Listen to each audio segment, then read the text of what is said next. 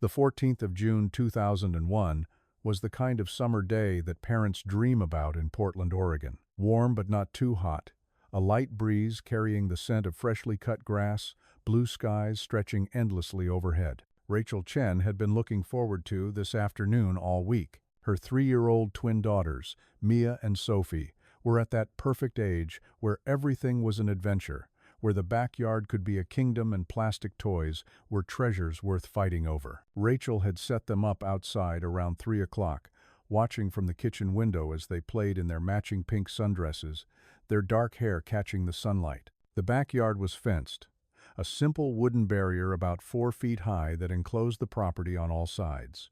The gate that led to the front yard had a latch that the twins couldn't reach, something Rachel had specifically checked when they first moved into the house 2 years earlier. She was careful that way, conscious of every danger, every possibility. She checked on the girls constantly that afternoon, glancing through the kitchen window every few minutes as she prepared their snack apple slices and crackers.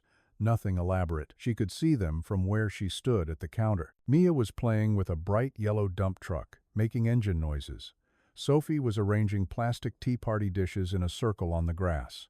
They were happy, safe, contained in a space Rachel controlled. At 3:47 p.m., Rachel finished arranging the snacks on a plate and stepped outside to call the girls in. The back door opened directly onto a small patio, 3 steps down to the lawn where the twins had been playing moments before. Rachel called their names, expecting them to come running, expecting sticky hands and grass-stained knees, and the chaos of twin toddlers competing for her attention. But no one answered. The backyard was silent except for the rustle of leaves in the breeze. The toys were still there, scattered across the grass exactly where the girls had left them. The yellow dump truck sat abandoned mid-push. The plastic teacups remained in their careful circle, but Mia and Sophie were gone. Rachel's first thought was that they were hiding, playing some game they'd invented. She called their names again, louder this time, walking across the lawn toward the back fence. She checked behind the small garden shed, looked under the patio table, scanned every corner of the yard. Nothing. Her heart started beating faster, that first flutter of concern turning into something sharper. She ran to the gate that led to the front yard. It was still latched, exactly as it had been, the metal hook secure in its eye. The girls couldn't have opened it. They weren't tall enough, weren't strong enough. Rachel opened it anyway and ran to the front of the house, calling their names, her voice rising in pitch. The street was empty. No cars, no people, no sign of 2 little girls in pink sundresses. Rachel ran back to the backyard, checking again, as if the girls might have reappeared in the seconds she'd been gone. They hadn't. The toys remained scattered. The yard remained empty. And Rachel Chen began to scream. Her screams brought the neighbors running. The Davidsons from across the street arrived first, followed by elderly Mrs. Patterson from 2 houses down, and then the Harmons from next door, Robert and his nephew Tom, who was visiting that week. They searched the yard with Rachel, calling the girls' names, checking impossible places like inside the garden shed that was barely big enough for a lawnmower. Someone called 911. Rachel couldn't remember who. Everything was happening too fast and too slow simultaneously, time distorting in the way it does when reality becomes incomprehensible. Portland police arrived within 7 minutes of the 911 call. Officers immediately began a systematic search of the property and surrounding area. They checked the fence for gaps, for loose boards, for any opening large enough for a 3-year-old to squeeze through. They found none. The fence was secure, well-maintained, the boards fitted tightly together. They examined the gate's latch mechanism, simple but effective, requiring a lifting motion and thumb pressure that was beyond a toddler's capability. The gate had been latched from the inside when Rachel found the yard empty.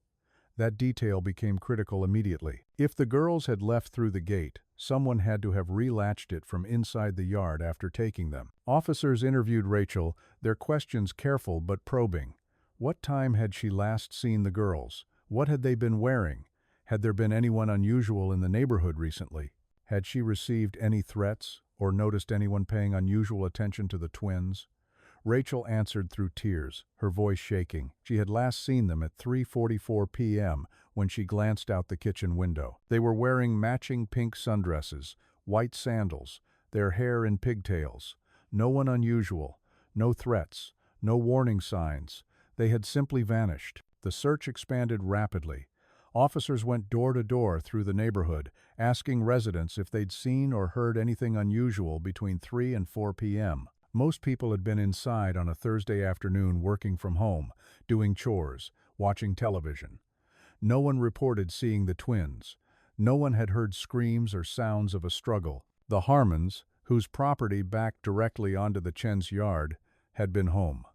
Robert said he'd been in his garage working on a woodworking project. His nephew Tom had been inside watching a baseball game. Neither had heard anything unusual until Rachel's screams. By 5 p.m., an Amber Alert had been issued. Television stations across Oregon and Washington broadcast descriptions of Mia and Sophie Chen, 3 years old, Asian American, black hair, brown eyes, last seen wearing pink sundresses. Photographs provided by Rachel and her husband David, who had rushed home from his job downtown, showed two identical little girls with gap-toothed smiles and mischievous eyes. The images appeared on every news station, were shared on early internet forums, printed on flyers that volunteers began posting throughout Portland. Search teams assembled as daylight faded. Hundreds of volunteers combed through nearby streets, parks, wooded areas. Cadaver dogs were brought in, their handlers guiding them through the neighborhood in widening circles. The dogs alerted in a few locations but found nothing when those areas were excavated or searched thoroughly. FBI agents arrived by evening, taking over coordination of the search and investigation. The case had all the hallmarks of stranger abduction victims taken from their home. No witnesses, no obvious suspects, but the logistics made no sense. How could someone enter a fenced backyard in broad daylight, take two children simultaneously, and leave without being seen by anyone or leaving physical evidence? Investigators examined every possibility. Could the girls have climbed the fence?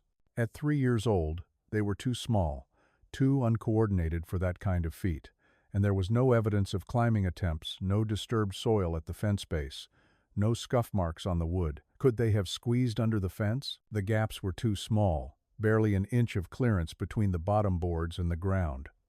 Could someone have passed them over the fence to an accomplice? Possible, but that would require two people working together in the middle of the afternoon without anyone noticing. The garden beds that bordered the fence were examined for footprints.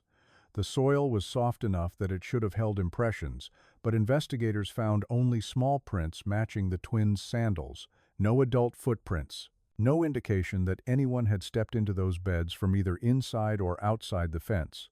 It was as if Mia and Sophie had simply ceased to exist, vanishing into air without disturbing a single blade of grass. As night fell on the 14th of June, 2001, the search continued under portable lights, volunteers and law enforcement refusing to stop while there was any chance the girls might be found alive. Rachel and David Chen sat in their living room surrounded by FBI agents and victim advocates, answering questions, providing phone records and financial documents, submitting to the scrutiny that comes when children vanish. The toys remained in the backyard, untouched now, evidence in a case no one understood.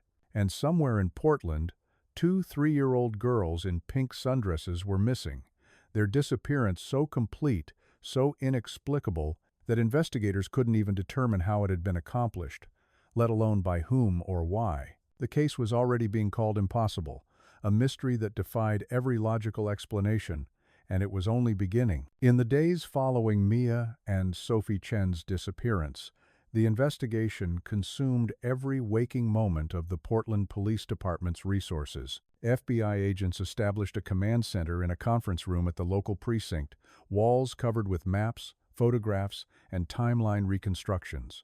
Every lead, no matter how improbable, was followed. Every neighbor within a 3-block radius was interviewed multiple times.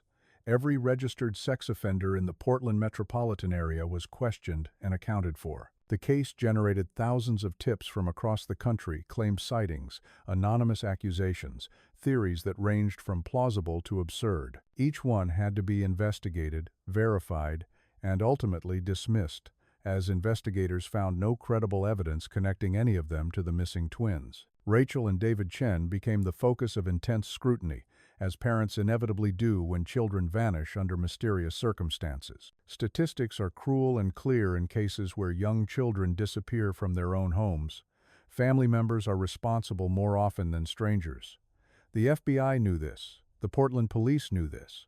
And so Rachel and David were investigated with a thoroughness that added insult to their grief. Their finances were examined line by line, looking for unusual transactions, large withdrawals, anything that might suggest planning or motive. Their backgrounds were researched exhaustively: employment history, medical records, prior addresses, references from friends and colleagues. Their marriage was dissected through interviews with family members, therapists they'd never seen, neighbors who were asked to describe any arguments or tensions they might have witnessed. The couple cooperated fully, understanding on an intellectual level that this was necessary, even as it felt like violation. Rachel submitted to a polygraph examination on June 17, 3 days after her daughters disappeared. She sat in a sterile room with sensors attached to her body, answering questions about whether she had harmed her children, whether she knew where they were, whether she was lying about the events of that afternoon. The examiner's conclusion was unambiguous. Rachel showed no signs of deception.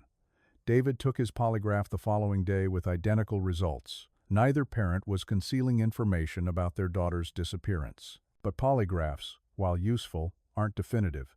Investigators continued probing, looking for cracks in the story, inconsistencies in the timeline. They interviewed Rachel's co-workers, David's colleagues, the twins' pediatrician, the staff at the daycare the girls had attended until Rachel decided to stay home with them 6 months earlier. Everyone described the Chens as loving, attentive parents. There were no red flags, no prior calls to Child Protective Services, no concerning behaviors.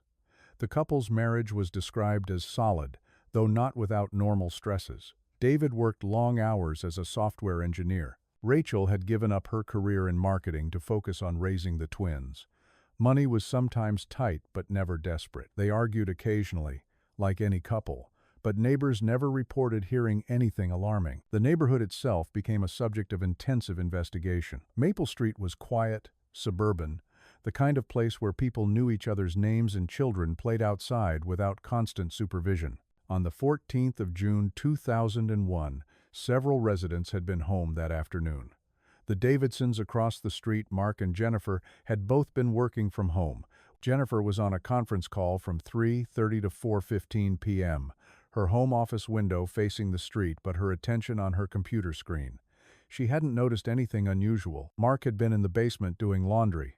He heard nothing. Mrs. Patterson, the elderly widow 2 houses down, had been gardening in her front yard until about 3 o'clock, then gone inside to watch her afternoon television programs. She remembered seeing the Chen twins playing in their backyard earlier that day. She could see into their yard from her upstairs bathroom window, but hadn't looked out after going inside. The Clarks, a young couple with a newborn, had been inside dealing with a colicky baby. They heard and saw nothing beyond their own 4 walls. Robert Harmon, the next-door neighbor whose property shared a fence line with the Chen's backyard, was interviewed extensively. Robert was 73 years old, a retired carpenter who had lived on Maple Street for 35 years. His wife had passed away 3 years earlier, and he spent most of his time in his garage workshop, crafting furniture and wooden toys he donated to local charities. On June 14, Robert reported he had been in his garage from approximately 2 p.m. until he heard Rachel screaming around 4 o'clock. He was working on a rocking chair, he said, wearing ear protection because of the power tools. He hadn't heard anything unusual. His nephew Tom, who was visiting from Seattle, had been inside the house watching a baseball game. Tom confirmed his uncle's account. He'd been on the couch with the television on and hadn't noticed anything until the police arrived. Investigators examined Robert's property as thoroughly as they examined the Chen's. His garage was cluttered with woodworking equipment, sawdust covering every surface, half-finished projects stacked against the walls. There was nothing suspicious, nothing that suggested involvement in the twins' disappearance. Robert was cooperative, visibly distressed by what had happened to his neighbor's children. He had grandchildren of his own, he told detectives, though they lived across the country and he rarely saw them. The backyard fence between the Harmon and Chen properties was examined inch by inch. Investigators were looking for any possibility that the girls could have crossed into the neighboring yard either through a gap or by climbing. The fence was solid, well maintained, with no openings large enough for a child to pass through. The boards were fitted tightly, the posts secure. There were no scuff marks or disturbances suggesting climbing attempts. The gate between the properties, Robert's yard also had a gate leading to the front, was checked and found to be locked, the lock rusted from disuse. Investigators explored the theory that the girls might have wandered off on their own. 3-year-olds are curious, impulsive, capable of surprising feats when motivated. But every examination of the backyard revealed the same conclusion: there was no escape route. The fence was intact. The gate had been latched. The girls simply weren't physically capable of leaving the yard without help. Yet they had vanished, and someone had to have taken them. The question was how and who, and why anyone would target twin toddlers in the middle of a suburban afternoon. Search efforts expanded geographically and in scope. Teams combed through nearby Forest Park, acres of wilderness where a child could easily become lost or hidden. Divers searched the Willamette River and smaller bodies of water in the area. Abandoned buildings were checked, storm drains explored, construction sites examined. Hundreds of volunteers joined organized searches, walking shoulder to shoulder through fields and woods, calling the twins' names, hoping for any sign. Cadaver dogs continued their work, but the dogs are trained to detect decomposition, and if the girls had been taken alive, the dogs wouldn't alert on their trail. The media attention was relentless and overwhelming. Rachel and David Chen appeared on every major news program, making tearful pleas for their daughter's return. Rachel's face, hollow with grief and sleeplessness, became nationally recognizable. She begged whoever had taken Mia and Sophie to let them go, to leave them somewhere safe where they could be found. David, more reserved but no less devastated, offered rewards for information money they didn't have but promised to find if it would bring their girls home. The case was covered on America's Most Wanted, featured in People magazine, discussed on morning talk shows across the country. Tips poured in, overwhelming investigators with information that led nowhere. Psychics began contacting the family, offering visions and insights. Some were sincere, believing they had genuine abilities. Others were opportunistic, seeking attention or money. Rachel, desperate for any hope, listened to several before David and the police convinced her these weren't productive leads. One psychic claimed the girls were being held in a farmhouse near the coast. Police investigated and found nothing. Another insisted the twins had wandered into the woods and were still alive, sheltering in a cave. Search teams found no such cave. The psychics provided no useful information, only adding to Rachel's anguish. As summer turned to fall and then winter, the case began to cool. Active search efforts scaled back as leads dried up and resources were redirected to newer cases. The FBI maintained their involvement but at a reduced level. The Amber Alert remained active, but tips became less frequent. Media coverage waned as other stories took precedence. By early 2002, the disappearance of Mia and Sophie Chen was no longer front-page news. Life moved on for everyone except the Chen family. The prevailing theory among investigators was that a predator had somehow accessed the backyard and abducted both girls. The lack of physical evidence suggested someone with knowledge and planning, possibly someone familiar with the family's routine, someone who knew Rachel, checked on the girls periodically but had predictable gaps in her surveillance. Taking both children simultaneously suggested confidence or desperation, a willingness to take enormous risk for reasons investigators couldn't fathom. But without evidence, without witnesses, without bodies or demands or any contact from an abductor, the theory remained speculation. Rachel's mental health deteriorated under the weight of not knowing. She couldn't sleep in the house, couldn't look at the backyard without seeing her daughter's abandoned toys. She developed severe depression, requiring hospitalization briefly in late 2001. David tried to hold the family together, but the strain was too much. Grief doesn't bring couples closer when there's no resolution, no outlet for the pain. It festers, creating distance and resentment that isn't anyone's fault, but becomes unbearable anyway. They separated in 2003 and divorced in 2004. The dissolution of their marriage, another casualty of the 14th of June 2001. The case was never officially closed. Missing persons cases rarely are when bodies aren't recovered. But by 2005, it had effectively gone cold. The files sat in storage, reviewed periodically by detectives who found nothing new in the familiar pages. One detective in particular, Patricia Morrison, couldn't let it go. She had been a junior investigator on the case in 2001, and the mystery of how two children could vanish from a secured backyard haunted her. As she rose through the ranks, Morrison continued pulling the file every few months, reading through witness statements and evidence logs, hoping something would click, some detail everyone had missed. Nothing ever did. The case remained exactly what it had been from the beginning, impossible to solve, because the fundamental question of how the girls disappeared had never been answered. And without understanding how, investigators couldn't determine who or why. The twins were gone, and the silence that followed their disappearance was absolute, offering no clues, no closure, only an emptiness that consumed everyone who loved them and baffled everyone who tried to find them. Years turned into decades, and the disappearance of Mia and Sophie Chen became part of Portland's collective memory, a tragedy people referenced when discussing unsolved cases, a cautionary tale parents told when explaining why children needed constant supervision.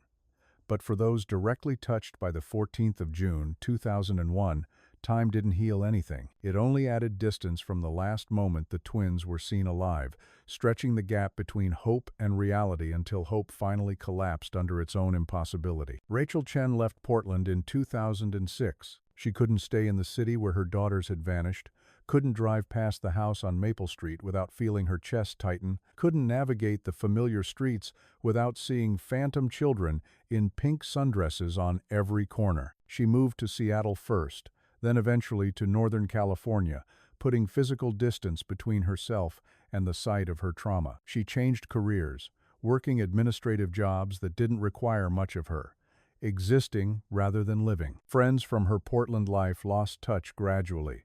She didn't blame them. Grief was exhausting to witness, and Rachel's grief never diminished, never transformed into acceptance. She attended therapy sporadically, took medication for depression and anxiety, and marked every June 14th alone, lighting candles for daughters who would have been 4, then 10, then 15, then 20. David Chen tried to build a new life with more success, though success is relative when measured against the loss of children. He remarried in 2009, a kind woman named Laura who worked in his company's HR department. She knew about Mia and Sophie, understood that David carried scars that would never fully heal. They had a son together in 2011, a boy David loved fiercely but who could never replace the daughters he'd lost. David stayed in Portland, changing jobs but remaining in the tech industry, building a life that looked normal from the outside. But the loss haunted him in ways he couldn't articulate to Laura or his therapist or anyone.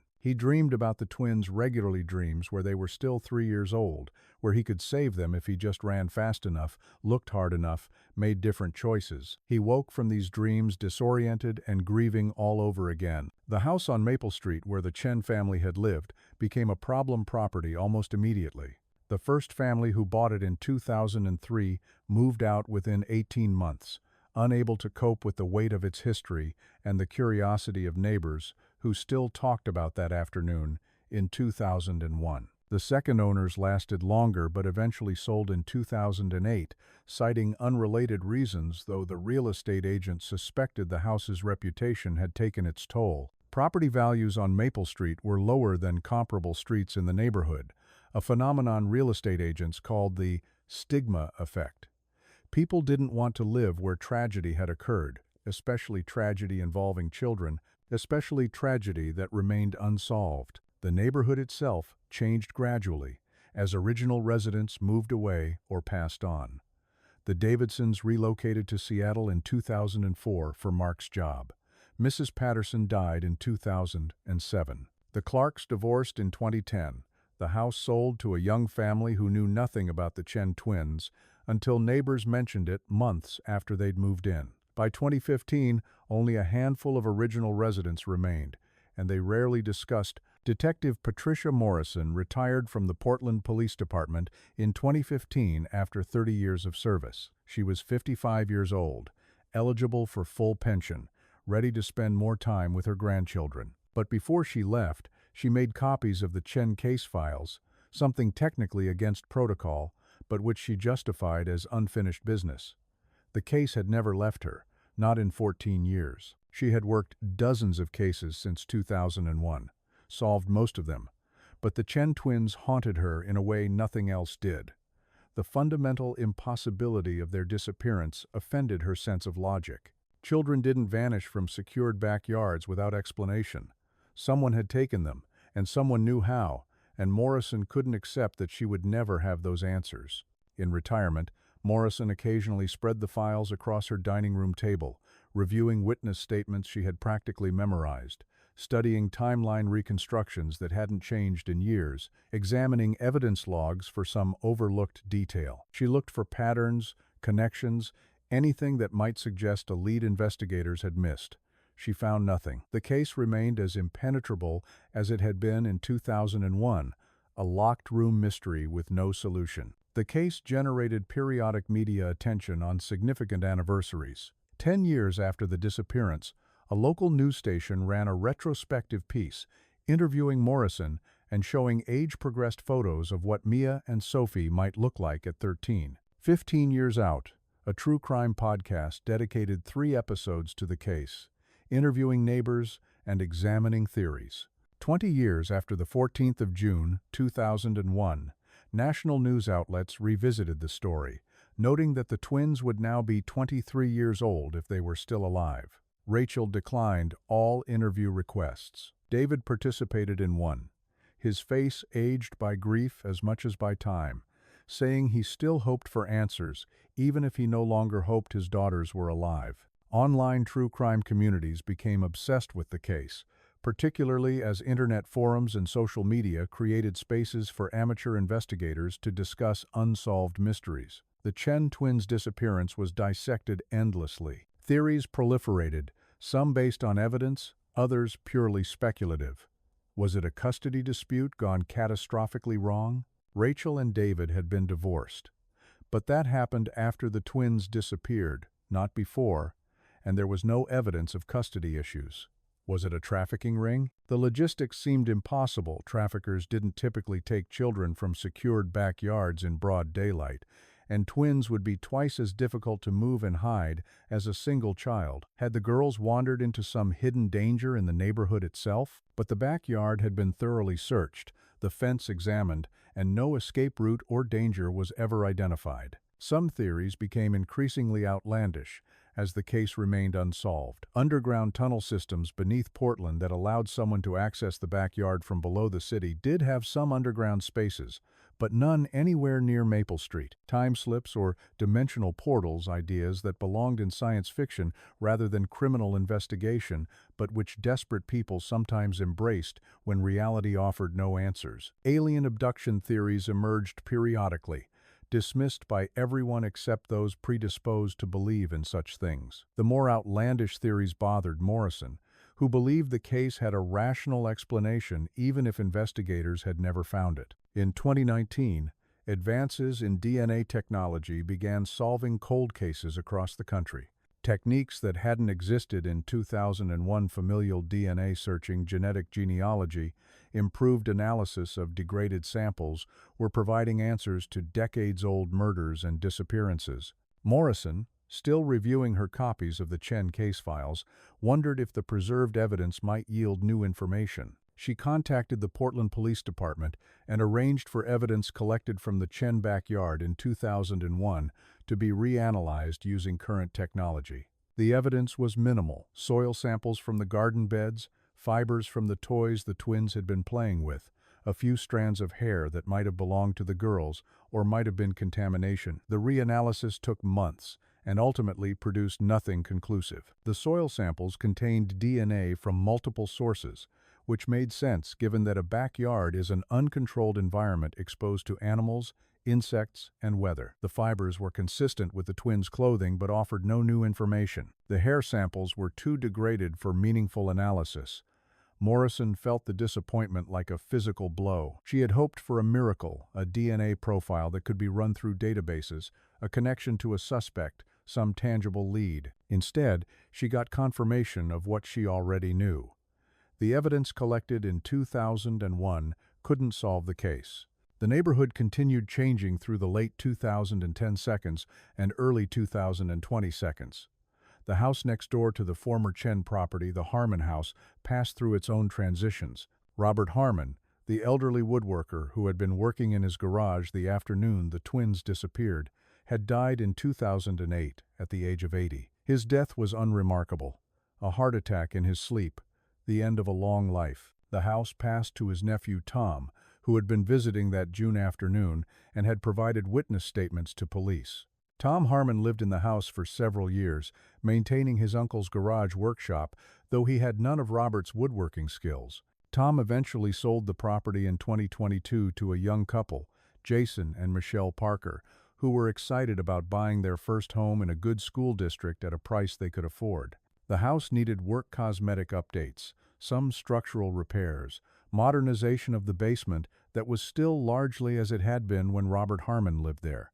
The Parkers knew nothing about the property's proximity to one of Portland's most haunting unsolved cases.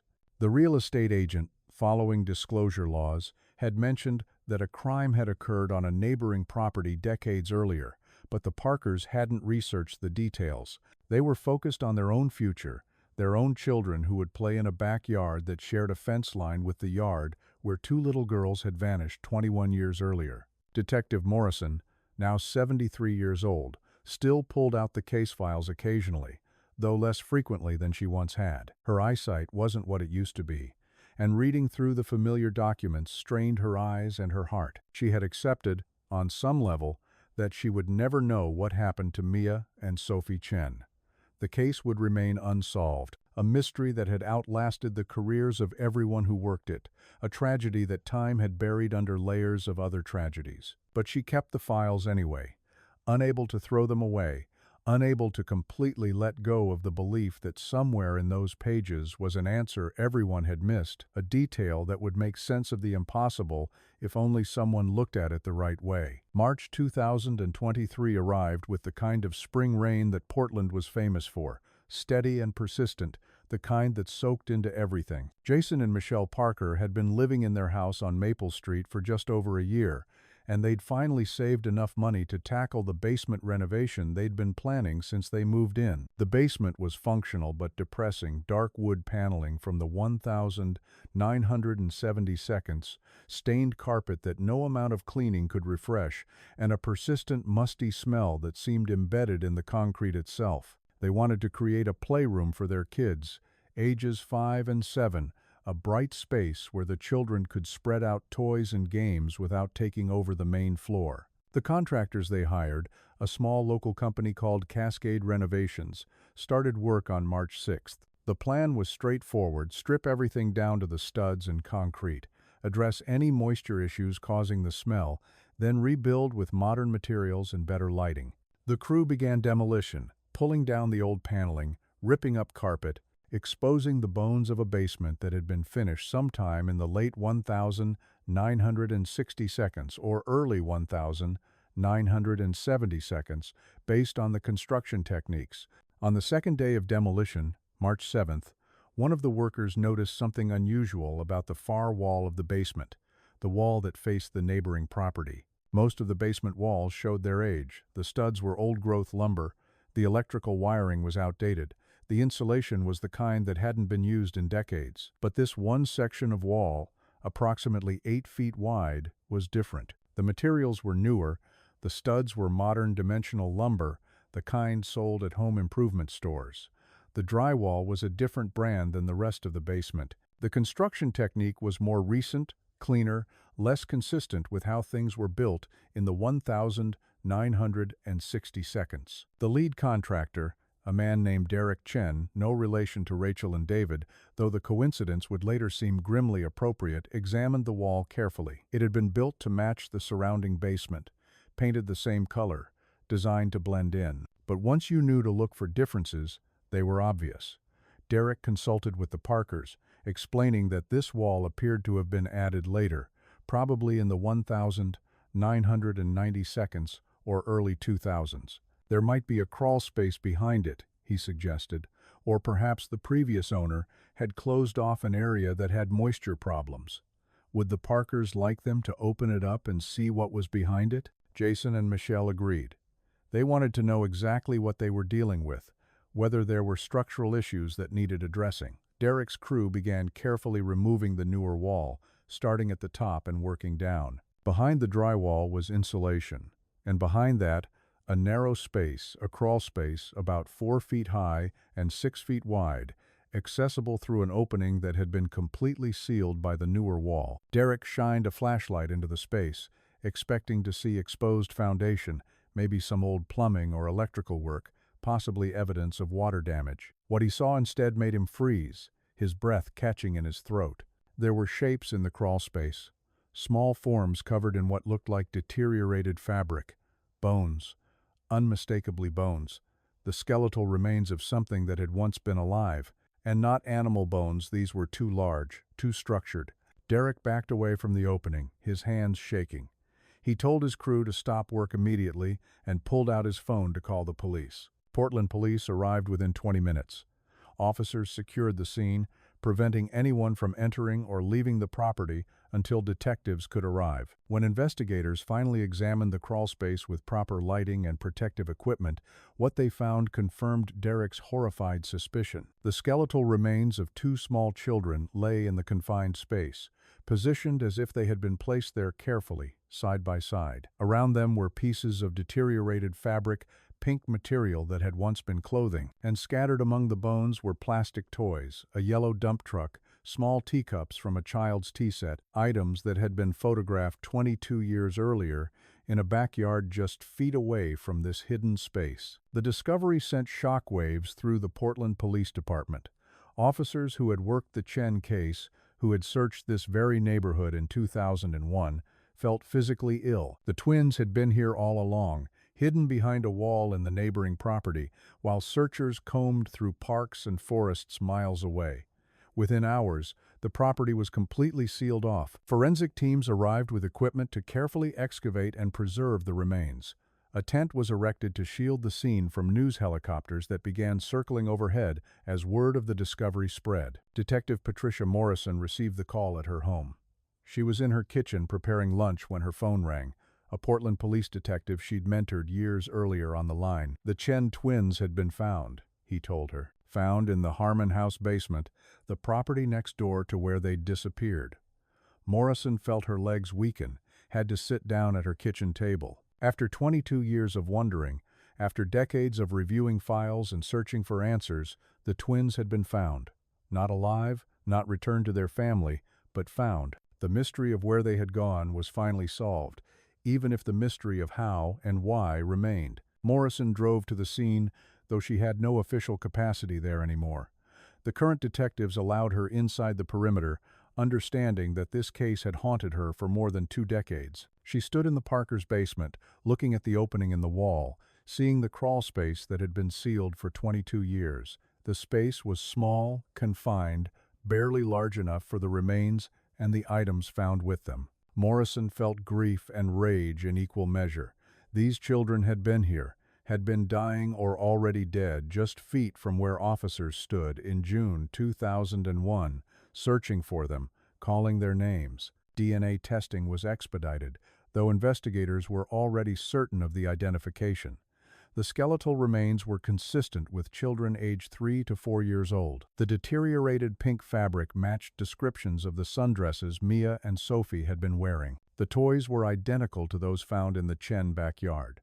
When DNA results came back 3 days later, they confirmed what everyone already knew: the remains belonged to Mia and Sophie Chen. Rachel Chen received the notification at her home in Northern California. A victim advocate from the Portland Police Department called first, preparing her for what was coming. Then a detective explained what had been found. Rachel's response was complex, contradictory, impossible to articulate clearly. Relief that her daughters had been found, that she finally knew where they were. Devastation that they had been dead all along, that her 22 years of hoping had been based on an impossibility. Rage that they had been so close that if investigators had just looked in the right place, had just seen what they should have seen, maybe the outcome would have been different. Though, realistically, Rachel knew that if the twins were in that crawlspace in June 2001, they were likely already gone before the search even began. David Chen was notified shortly after Rachel. He was at work when the detective called, asking him to come to the police station. David knew immediately from the tone that something significant had happened. When they told him his daughters had been found, that they'd been dead for 22 years, he felt a strange numbness. He had already grieved Mia and Sophie, had already accepted on some level that they were gone. This was confirmation, closure of a sort, but it didn't feel the way he'd imagined. It felt hollow, anticlimactic, another loss layered on top of the original one. The question that immediately consumed the investigation was how the twins had ended up in that crawlspace and who had put them there. Forensic analysis of the concealed wall provided some answers. The materials used to seal the crawlspace dated to the early 2000s based on manufacturing stamps on the lumber and drywall. The construction had been done carefully but not professionally, the work of someone competent with tools but not a licensed contractor. Based on paint samples and other evidence, investigators estimated the wall had been built sometime between June 2001 and early 2002, shortly after the twins disappeared. Robert Harmon, the elderly neighbor who had lived in the house when the twins vanished, became the immediate focus. But Robert had been dead for 15 years, passing away in 2008 at age 80. He couldn't be questioned, couldn't be charged, couldn't provide answers about what had happened in his basement. Investigators began reconstructing Robert's life, looking for evidence of predatory behavior, prior incidents, anything that might explain why he would abduct and murder his neighbor's children. Tom Harmon, Robert's nephew who had inherited the house, was brought in for extensive questioning.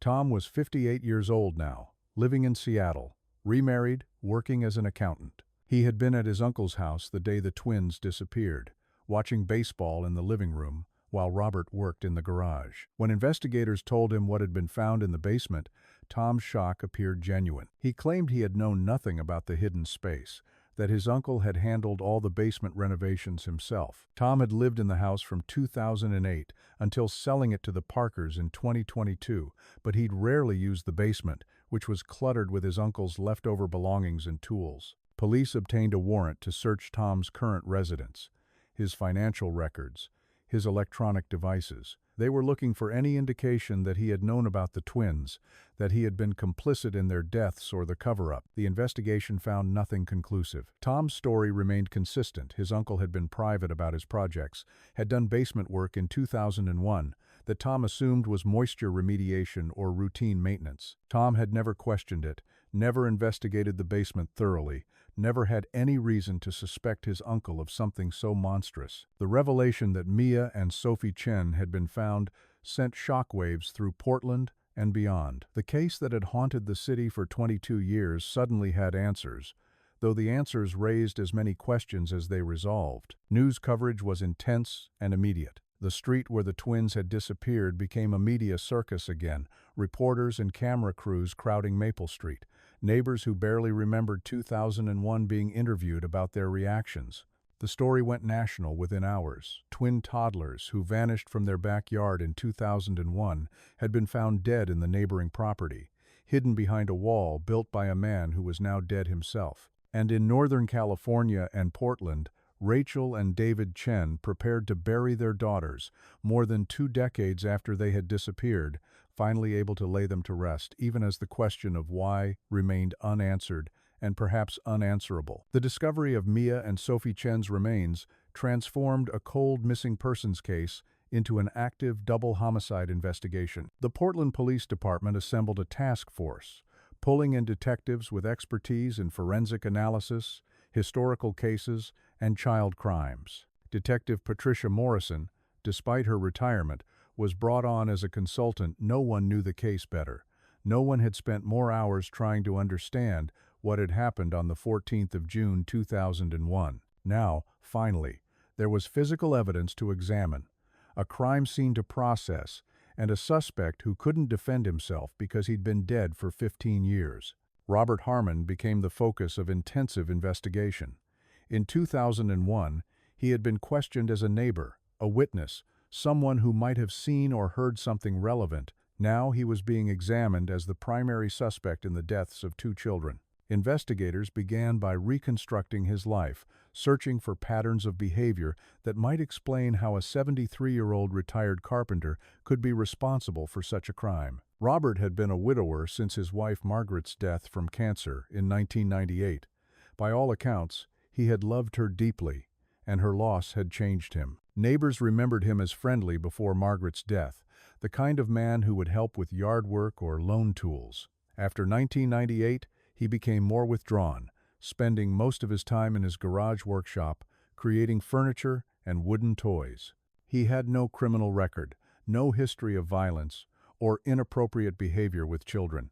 His background check in 2001 had revealed nothing concerning, but investigators in 2023 were looking deeper, with the benefit of knowing what had been hidden in his basement. They interviewed everyone who had known Robert Neighbors from Maple Street who remembered him, former co-workers from the construction company where he'd worked for 30 years before retiring in 1995, his extended family, including his nephew Tom, and several cousins scattered across Oregon and Washington. The picture that emerged was complex and ultimately frustrating in its ordinariness. Robert had been quiet, competent, skilled with his hands. He had grandchildren who lived across the country and whom he rarely saw, a fact he had mentioned with sadness to neighbors. He attended church sporadically.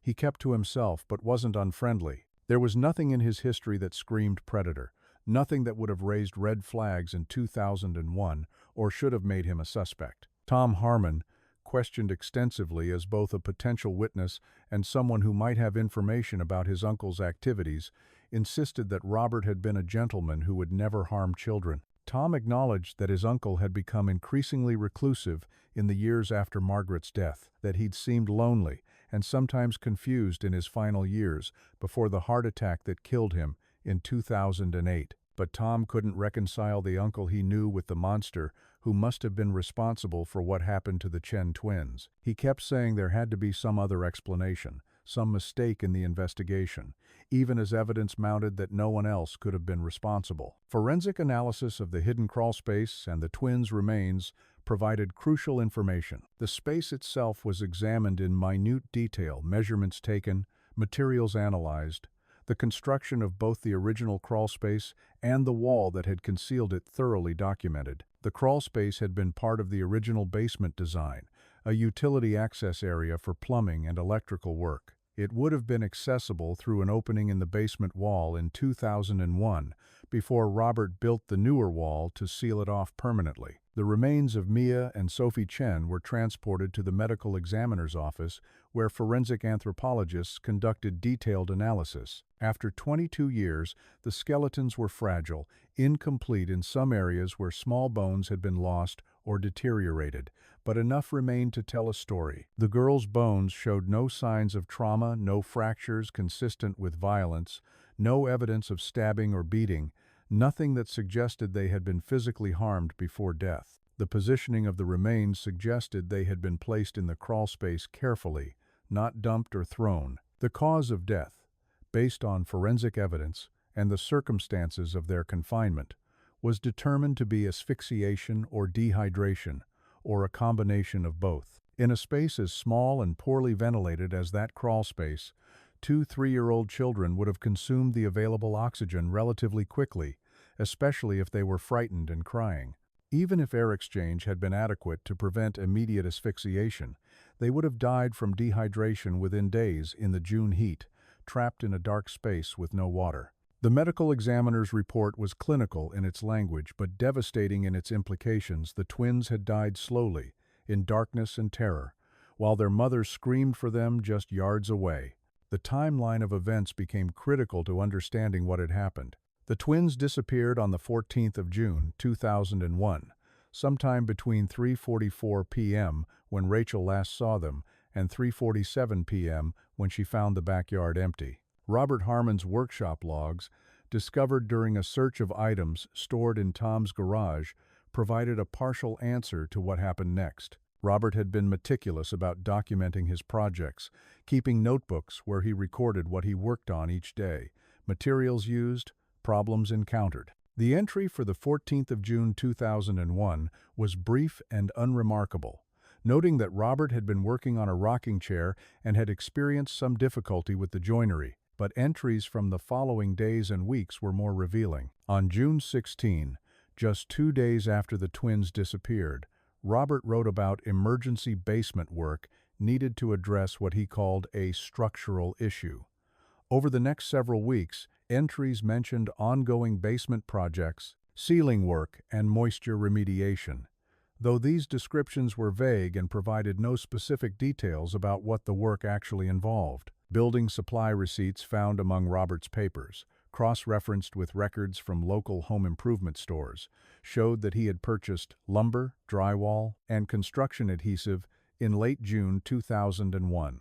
The quantities and materials matched what would have been needed to build the wall that concealed the crawlspace. Robert had paid cash for these purchases, and he had made them himself rather than having materials delivered, suggesting he wanted no record or witnesses to what he was building. Detective Morrison, working with current investigators, developed a theory based on the evidence. On the 14th of June 2001, Mia and Sophie Chen had somehow crossed from their backyard into Robert Harmon's property. The how remained unclear. Investigators in 2023 examined the fence line again, looking for evidence of a gap or opening that might have been missed in 2001. They found nothing definitive, but 22 years had passed, and the fence had been repaired and replaced multiple times. It was possible there had been a loose board or a gap that Robert had quickly fixed after the twins disappeared. However, the girls accessed his property.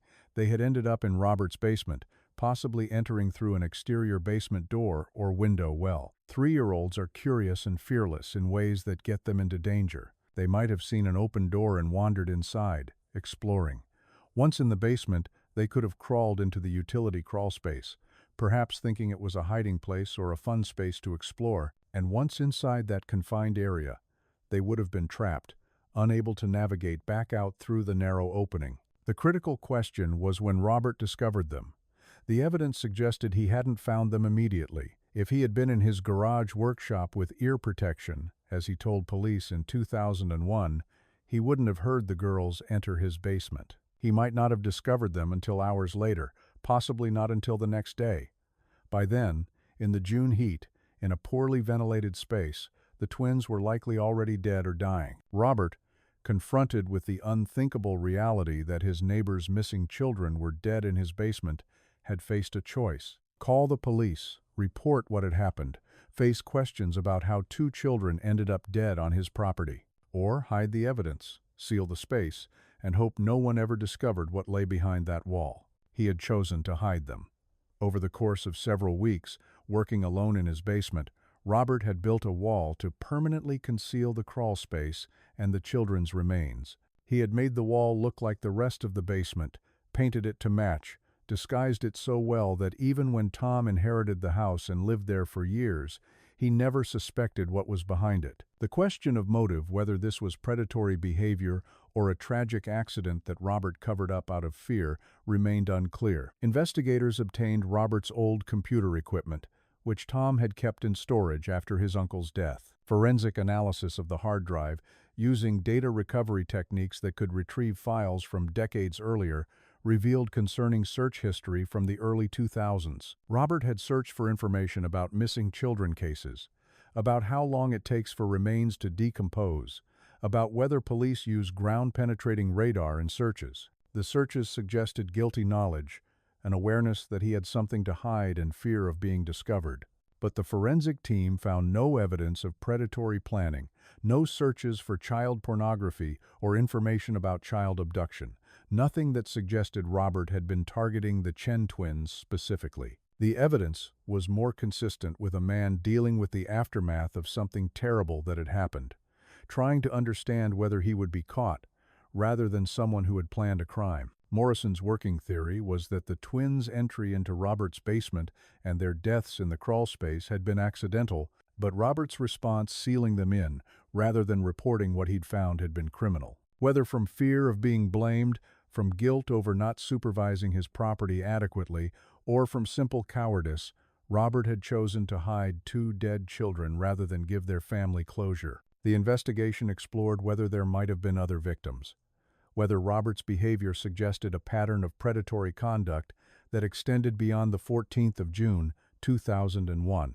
Detectives reviewed unsolved cases of missing children in Oregon and neighboring states, looking for possible connections.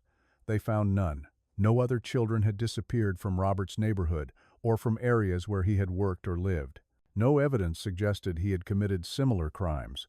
Everything pointed to the Chen twins being an isolated incident, which made the tragedy even more senseless. Two little girls had wandered into the wrong place at the wrong moment, and a fearful old man's decision to hide rather than help had denied their family answers for 22 years. The investigation also examined whether Tom Harmon might have had knowledge of the crime or have been complicit in the cover-up. Tom had been at the house on the 14th of June, 2001, though he'd been inside watching television while his uncle worked in the garage. Investigators found no evidence that Tom knew about the twins' deaths or the concealed crawlspace. His shock at the discovery appeared genuine, and forensic evidence suggested the wall had been built by one person working alone, consistent with Robert's carpentry skills and inconsistent with Tom's lack of construction experience. Tom was cleared of involvement, though he would have to live with the knowledge that he'd spent years living in a house where two children were buried behind a wall. The case against Robert Harmon was strong but circumstantial. He was dead and couldn't be charged, couldn't be tried, couldn't provide his version of events or face justice in any meaningful way. The investigation would conclude with findings that Robert was responsible for the deaths of Mia and Sophie Chen, whether through direct action or through catastrophic negligence in not reporting their accidental deaths. But absolute proof of exactly what happened on the 14th of June 2001 would remain just beyond reach, buried with Robert Harmon in his grave, another secret he'd carried to his death. As weeks of intensive investigation drew to a conclusion in the spring of 2023, a devastating picture emerged from the accumulated forensic evidence, witness testimony, and circumstantial details. Robert Harmon, the elderly neighbor who had died 15 years earlier, was responsible for the deaths of Mia and Sophie Chen. The evidence pointed to him with a clarity that would have led to criminal charges if he'd been alive to face them. But Robert was beyond the reach of justice, and the exact circumstances of what happened on the 14th of June 2001 would remain partially obscured by his permanent silence. The most likely scenario, reconstructed by investigators from physical evidence and logical inference, began with an entry point between the properties that had been missed during the original investigation. Forensic teams searching through items stored in Tom Harmon's garage materials that had belonged to his uncle discovered old fence boards that had been removed and saved, the kind of thing a woodworker might keep for future projects. When these boards were examined and compared to photographs of the Chen family's fence from 2001, analysts found matching damage patterns. The boards appeared to have come from the section of fence that separated the two properties, removed sometime around mid-June 2001, and replaced with new boards that Robert would have had readily available from his workshop. The theory was that one or more of these boards had been loose or damaged, creating a gap large enough for curious 3-year-olds to squeeze through. On June 14, while Rachel was inside preparing snacks, Mia and Sophie had discovered this opening. Children that age are naturally curious, naturally adventurous, naturally drawn to explore spaces they haven't seen before. The neighbor's yard would have been exotic territory, interesting precisely because it was usually off-limits. They would have squeezed through the gap, entered Robert's yard, and begun exploring. Robert had been in his garage workshop that afternoon, wearing ear protection while using power tools. This detail, which he'd reported to police in 2001, took on new significance now. He wouldn't have heard the girls enter his property. He wouldn't have known they were there. His basement had an exterior entrance, a common feature in older homes, with stairs leading down from outside. If that door had been open or unlocked, and Robert was casual about security, according to neighbors, the twins could have wandered inside, drawn by curiosity or by the cool darkness that would have been appealing on a warm June afternoon. Once in the basement, the girls had apparently discovered the crawl space, a utility access area that would have looked like a perfect hiding spot or play area to 3-year-olds. They had crawled inside, possibly both together, possibly one following the other.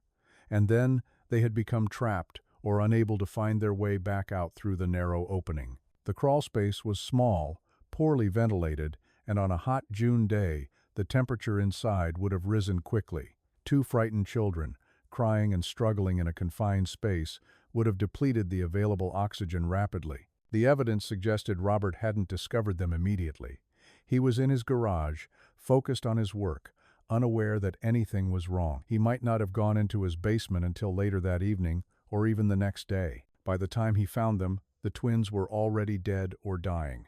The medical examiner couldn't determine the exact time of death after 22 years, but the scenario that made the most sense was that the girls had died relatively quickly within hours, not days, from a combination of heat, poor ventilation, and panic-induced hyperventilation in the confined space.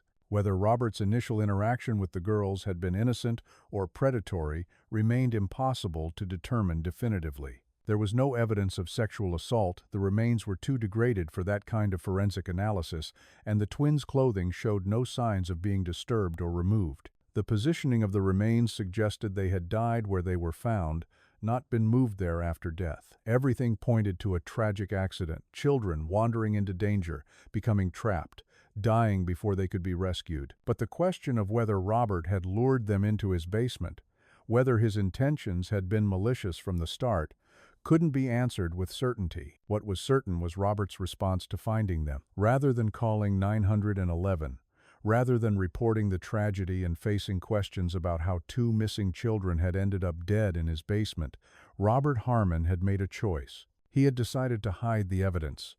Over the following days and weeks, while police and hundreds of volunteers searched the neighborhood, while Rachel and David Chen made tearful pleas on national television, while investigators interviewed him and examined his property, Robert had been planning and executing a cover-up. He had built the wall to seal the crawlspace, working alone in his basement, constructing a barrier that would hide the twins' remains permanently. He had made the wall look original, matching materials and paint to the surrounding basement. He had disposed of any evidence of the girls' presence in his home, cleaned any traces they might have left, and he had gone about his life, living next door to a family destroyed by grief, keeping his secret, never confessing, never providing the answers that might have given the Chens some measure of peace. Robert had lived with this knowledge for 7 more years until his death from a heart attack in 2008. He had never told his nephew Tom, never left a confession in his papers, never indicated through any action or statement that he was carrying this burden. He had taken the secret to his grave, perhaps believing the twins would never be found, perhaps not caring about the suffering his silence caused. For Rachel and David Chen, learning the truth 22 years after their daughters disappeared was a complex trauma that reopened wounds that had never fully healed.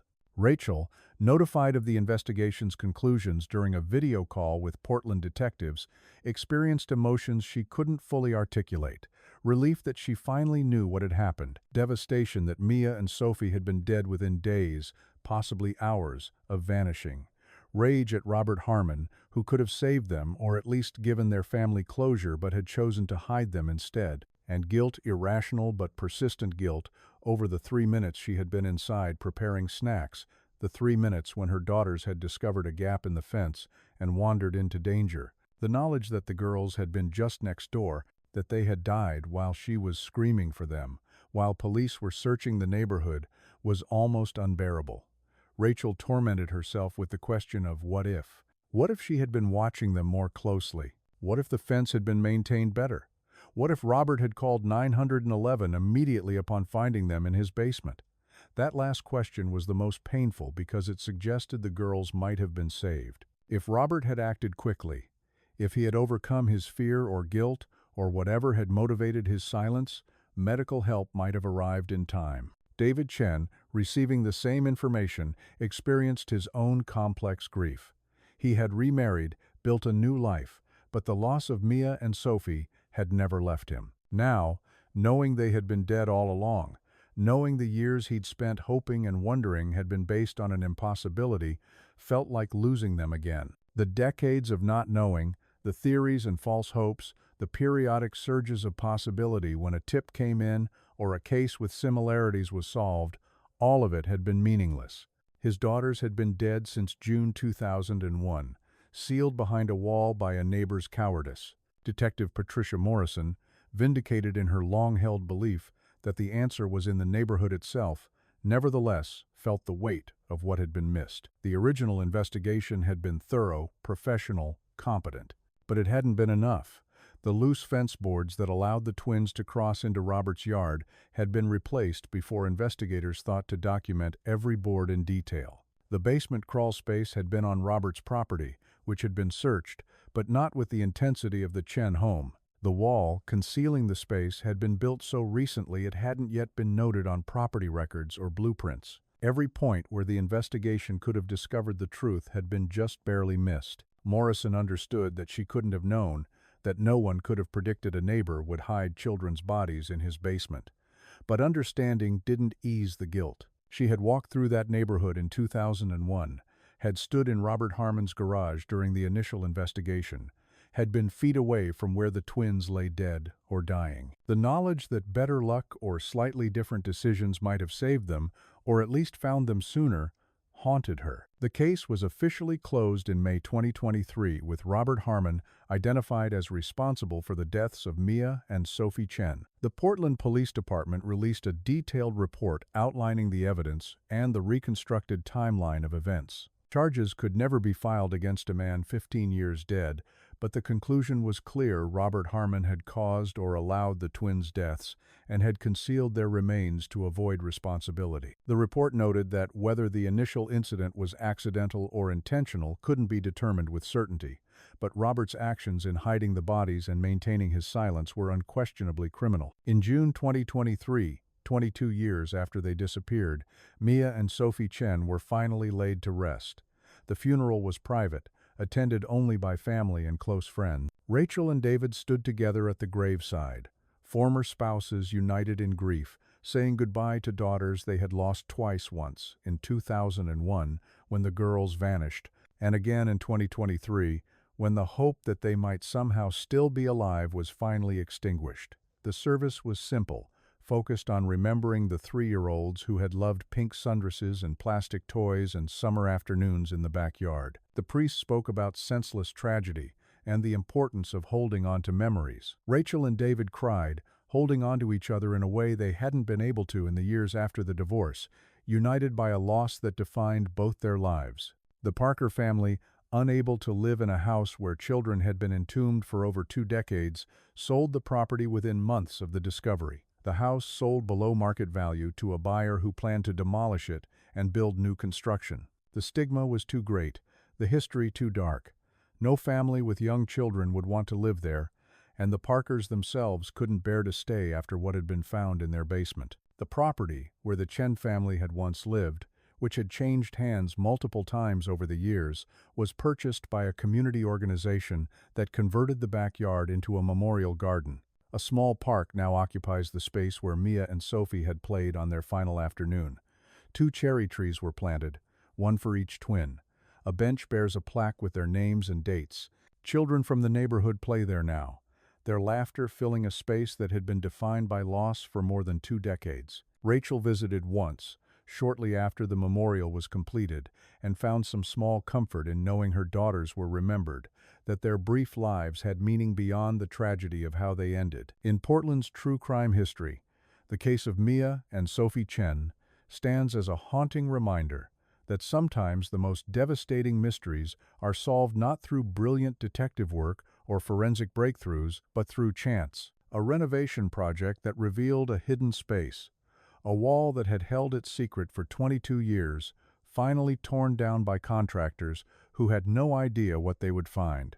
The case also serves as a grim illustration of how fear and cowardice can compound tragedy. 2 little girls who wandered next door on a summer afternoon, who became trapped in a space they couldn't escape, who might have been saved if an old man had found the courage to make one phone call. Instead, Robert Harmon had chosen silence, had chosen to seal them away, and had lived with that choice until his death. The unthinkable truth had been hidden in plain sight for over 2 decades, separated from discovery by nothing more than a wall built by a neighbor who couldn't face the consequences of what had happened in his basement. Mia and Sophie Chen, 3 years old forever, had been just feet away from home the entire time, waiting in the darkness for someone to find them, for someone to bring them back to the mother who never stopped looking. The renovation that finally revealed their resting place came too late to save them, too late to give their parents the answers they needed when the loss was fresh. But it came, eventually, and the truth emerged from the shadows where it had been buried, tragic, senseless,